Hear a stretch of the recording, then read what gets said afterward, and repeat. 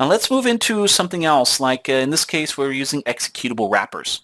Now instead of creating malware from scratch, as you hopefully wouldn't have to do, right, it's of course much quicker to for an attacker to use existing malware and combine it with a benign game or program. So executable wrappers here have the ability to combine two or more programs into a single file. When the wrap file is run, guess what? Both pieces of the binary code are run, thus installing and running the malware. Elite Wrap is one of those tools that would be used for that. It's an advanced exe wrapper for Windows, and it's used for archiving and secretly installing and running programs that we have. Some of those benign exe historically wrapped with Trojans, we have what's called the Whack-A-Mole. And its popular delivery vehicle was the NetBus or the back office Trojan servers. If the Whack-A-Mole gets wrapped, running whackамole.exe installs the NetBus back office server and then starts the Trojan program at every reboot. Graffiti was also another one of those. It was an electronic greeting card that in pure form was harmless, however, can also be wrapped in order to deliver malicious code like your Netcat, for instance, or other ones that you want to utilize for that. Now, when it comes to some of these malware countermeasures and so forth, of course, there's different ways to go about it. Now, the number of tools and actions that can be performed to both detect and hopefully prevent malware, these tools are discussed over the next few slides. And here, of course, we have our antivirus, personal IDS, your intrusion detection system, and personal firewall products. Whatever they may be, again, they may do a good job on helping you protect against different types of attacks. Let's say you have an attack that goes against something, let's say, that executes every once in a while. And so forth. And these would be called what we call the sparse infector viruses. And they basically, they execute on your birthday or something like that, or Michelangelo's birthday, or whatever the case may be, right? So those would be a little bit tougher to find when you're using an antivirus product and you're going out there and trying to locate those because they only execute every so often, right? And so forth.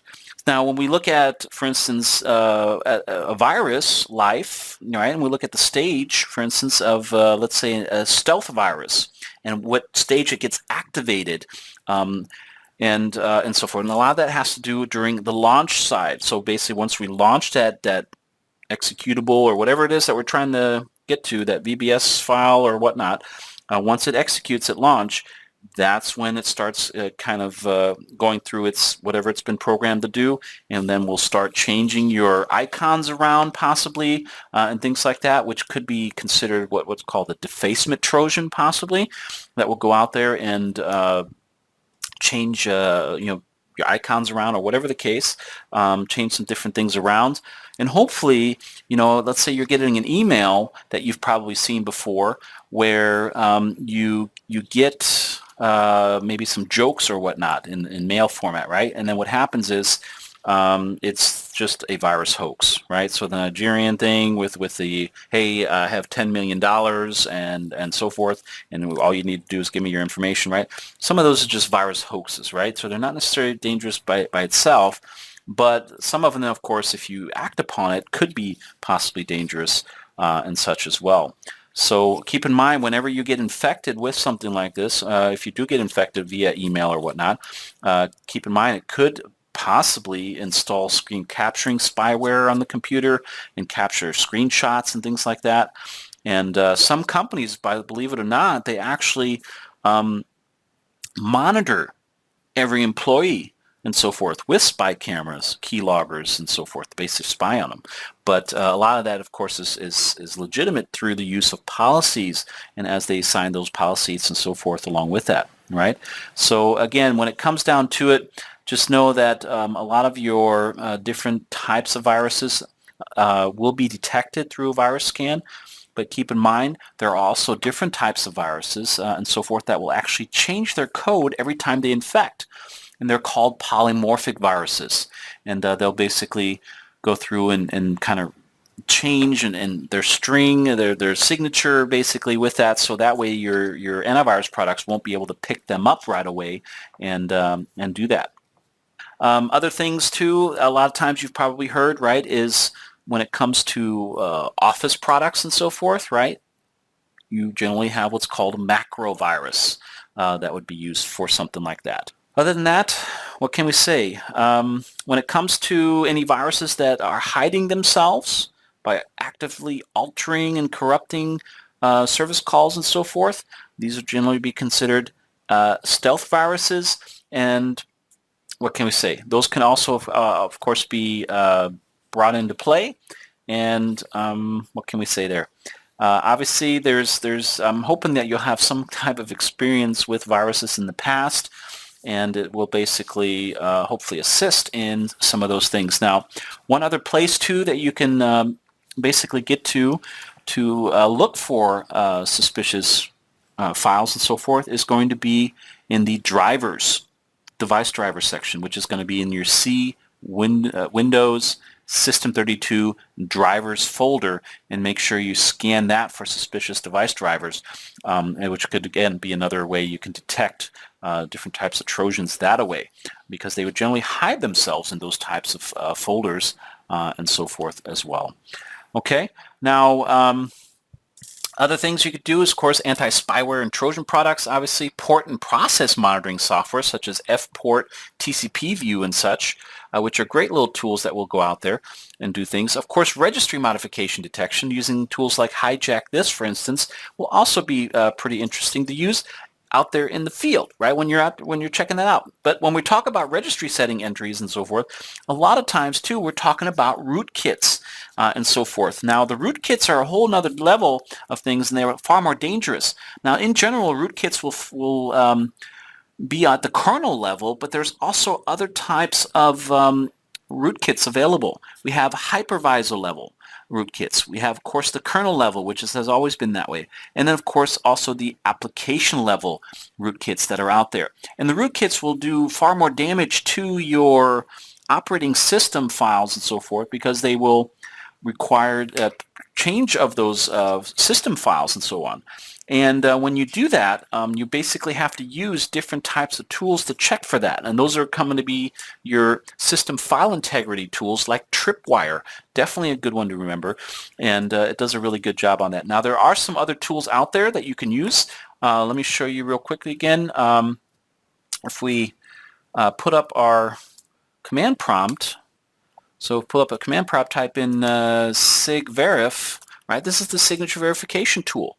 And this will basically go out there and check our system to see if it has any files that have not been digitally signed and so forth. And I may have mentioned this before, but it is a great little tool that goes out there and checks our files and so forth, make sure we're not infected with something and so forth.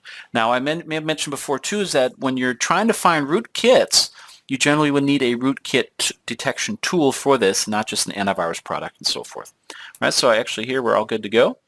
But anyway, some of those things are definitely there. And of course, we also have the different scenarios like having malware reference websites that you can see like Glocksoft, Symantec, and McAfee, and so forth as well. All right. Some other things I want to at least mention here too is that we have different things out there. Remember I mentioned botnets before, right? And we talked a little bit about that in the previous module when we talked about your distributed denial of service attacks and so forth. And we talked about the command and control centers and so forth. And one thing I may have failed to mention is that Poison Ivy is actually one of those command and control centers that could be used for that. I would definitely recommend that you check out some of the different types of rootkits and viruses that are out there. All right, and then here we have one called Gargoyle Investigator, and it's basically an enterprise-based tool. It's a forensic malware investigation tool. It performs enterprise-wide collection of malicious code hashes on multiple targets simultaneously, including a single user license of Gargoyle Investigator Forensics Pro. It has 20 datasets containing over 10,000 types of malicious software. Dataset Creator creates and builds its own categories for detection. It also utilizes created datasets to search for known documents that only you should have access to. It also incorporates with popular forensics tools such as Incase and the Forensics Toolkit, FTK. Timestamped enterprise discovery reports also for each target as suspected is also valid there. Great little tool for real-world analysis. The other great tool is called Fport. And here you notice Beast Trojan running on port 6666 might be something you want to remember a little bit about. To quickly reveal what active connections are established as well as any listening ports, use the built-in netstat command as well. Now when suspicious ports is found, use one of the following tools to map the open port to a running executable. Use Port Explorer, FPort as you've seen here, or TCP view, which is another. And what's nice about FPort, as you see here, is that it will actually show you what it's executing from, as in the directory it's coming out of. So if you notice too, if it's coming out of the temporary directory, then that might be something to really investigate into. File protection software, as we already mentioned. File system integrity alerts administrators when critical files have been modified, thus giving early warnings that Trojans, rootkits, and other malware have been installed. These products works by comparing properties of file before and after modification. And one of those properties could be an MD5 checksum, your message digest 5 checksum, which runs at 128-bit. Right, so and some say that it runs at 48 characters as well, which may be an indicator there. All right, the Tripwire and GFI LandGuard SIM are also examples of products that monitor file integrity. Tripwire, important to remember. And here's the again the file signature verification tool called SigVerif, and you definitely would probably need to know what tool to open it up with, as in you would run it from the start command and then type in SigVerif to get that open. So here the Windows File Protection protects operating system files from being overwritten. If a system file is overwritten during software installation, the Windows File Protection Service immediately copies back the original file. The hashes in the file then are compared with the SHA-1 hash, which runs at 160-bit, by the way, in the current system files to verify their integrity against the factory originals. Now, we also have another one. This is the software restriction policies. This is a set of rules to control the software programs the user can run, also known as whitelisting. And a user may be able to download malicious files or receive it from email, but a properly configured software restriction policy will prevent the malware from even running. There are 4 categories for the rules. You have your hashes, meaning that it won't actually execute the executable that you're trying to execute unless it has a specific hash value. Certificates, which is another great way to do it. File path, meaning that it's only going to run under if it's from within a specific file path, or if it's within the internet security zone that you set up. Recommendation is that you create a hash rule to allow all known apps and then set the default policy to disallow. Know that the software restriction policies are only for Windows XP in 2003, not any versions below that, like Windows 2000 or below. And of course, with your newer versions, 2008, 2012, and so forth also. Good stuff, as in it will work there. Okay. All right, now let's take a quick peek here when it comes to buffer overflows and so forth. Now, with the buffer overflow section, here we basically have a couple of items there that you may need to know a little bit more about. And we'll actually mention a few of those, and then we'll move right on. There's not a whole lot that comes up when it comes to buffer overflow, but just know that is a condition exists when a program attempts to put more data in a buffer than it can hold, or when a program attempts to put data in a memory area past the buffer. In this case, a buffer is a sequential section of memory allocated to contain anything from a character string to an array of integers.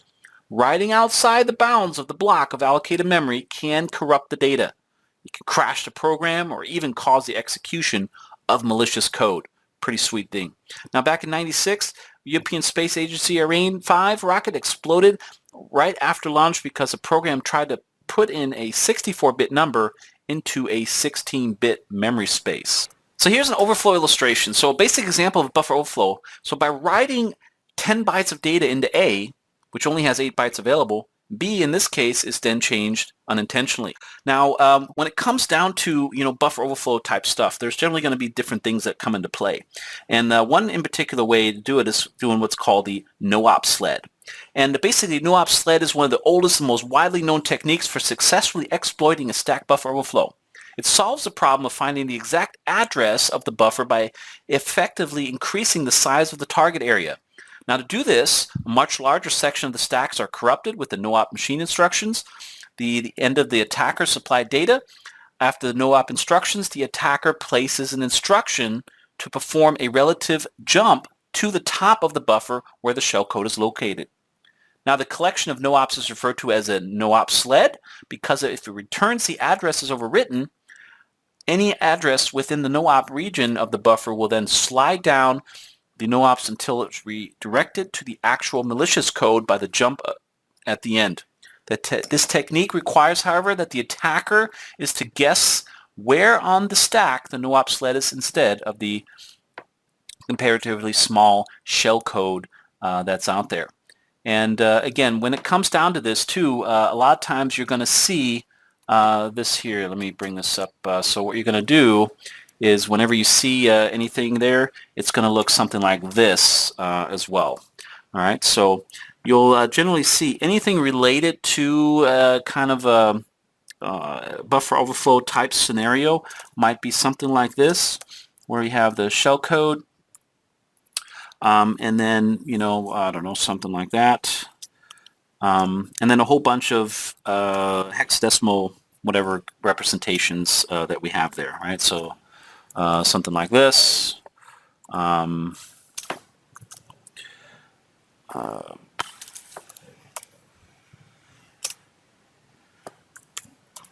Right, and basically if we had, for instance, something like this, right, and we brought that out a little bit, right, it would sort of look like that.